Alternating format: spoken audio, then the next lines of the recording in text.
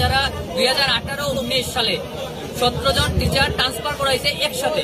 কিন্তু তার পরিপ্রেক্ষিতে হয়তোবা 2 থেকে 3 জন টিচার আইসেন, কিন্তু শুধু ওই জায়গায় আইসেন দিয়ে তো হইতো না, অনেকে রিটায়ারমেন্টে গেছেন 2018-19 সালে, অনেকে ডেথ হয়েছে আমাদের কলেজে থাকাকালীন অবস্থায়। কিছুদিন আগে আমাদের কলেজ থেকে 6 জন টিচার ট্রান্সফার করা হয়েছে, আমরা কিছু কইনি। তো ইদানিং গতকালকে আরো 3 জন শিক্ষক ট্রান্সফার করা হয়েছে, এমনকি একজন আমাদের কলেজে জয়েনিং করতে পারেননি, ওনাকে ট্রান্সফার করা হয়েছে। তো এই বিভিন্ন দাবি নিয়ে আমাদের আজকে এই রাস্তা অবরোধ, যে আমাদের যে 2 জন শিক্ষক অরুণাংশু স্যার এবং সরস্বতী ম্যাডাম, একজন পোল সায়েন্স ডিপার্টমেন্টের, একজন হিস্ট্রি ডিপার্টমেন্টের, শুধু ওনারা না, ওনাদের আমাদের যে ট্রান্সফার করা হয়েছে ওনাদের এই ট্রান্সফারটা বন্ধ করাতে হবে।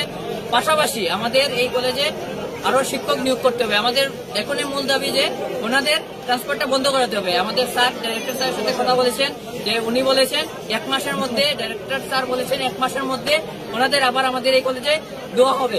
কিন্তু আমরা রিটেন চেয়েছি, যেটা ওনারা দিচ্ছেন না বা দিতে পারছেন না। আমাদের প্রিন্সিপাল সহ আমাদের ডিসিএম স্যার আছেন, ওনারা আমাদের আশ্বাস দিয়েছেন যে আমরা ওনাদের 2 দিন টাইম দিতাম, যে আগামী সোমবার যদি ওনাদের কথা মতো আমরা রিটেন না পাই, তাহলে আমরা আমাদের আন্দোলনের যে সিস্টেমটা আছে ওটা সম্পূর্ণ চেঞ্জ করে দেবো। না আমরা রাস্তা অবরোধ করবো, না আমরা স্টুডেন্ট নিয়ে কোনো জায়গায় বসবো। আমরা কলেজ টোটালি বন্ধ করে দেবো, কোনো স্টুডেন্ট থাকবে না, কলেজের প্রত্যেকটা ডিপার্টমেন্ট বন্ধ থাকবে, এমনকি কলেজের প্রত্যেকটা গেটের তালা মেরে দেবো আমরা। তারপরে যতদিন আমরা রিটেন পাচ্ছি না, অনির্দিষ্টকালের জন্য আমাদের এই কলেজ বন্ধ থাকবে। যখন রিটেন দেওয়া হবে ডাইরেক্টর অফিস থেকে, তখন আমাদের এই কলেজ আবার শুরু হবে। আগামী সোমবার থেকে কলেজের শিক্ষক শিক্ষিকাদেরও প্রবেশ করতে দেবে না?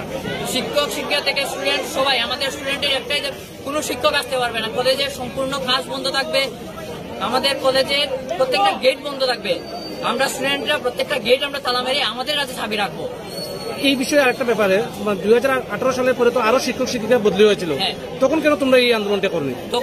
তখনও ওই সময় পরীক্ষা চলছে, 1 মাসের মধ্যে আমাদের সেমিস্টার এক্সাম চলছিল।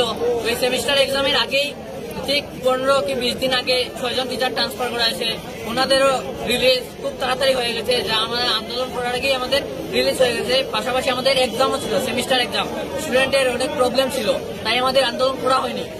তাই গতকাল আরো 3 জন ট্রান্সফার করা হয়েছে, যা আমাদের স্টুডেন্টের, আমাদের রামকৃষ্ণ মহাবিদ্যালয়ের ছাত্রছাত্রীর ভবিষ্যতের প্রশ্ন হয়ে উঠেছে, যে আমরা এই 2700 থেকে 3000 স্টুডেন্টের কলেজ, আমাদের 33 জন শিক্ষক দিয়ে ক্লাস করা যায় না, অফিসিয়াল কাজ।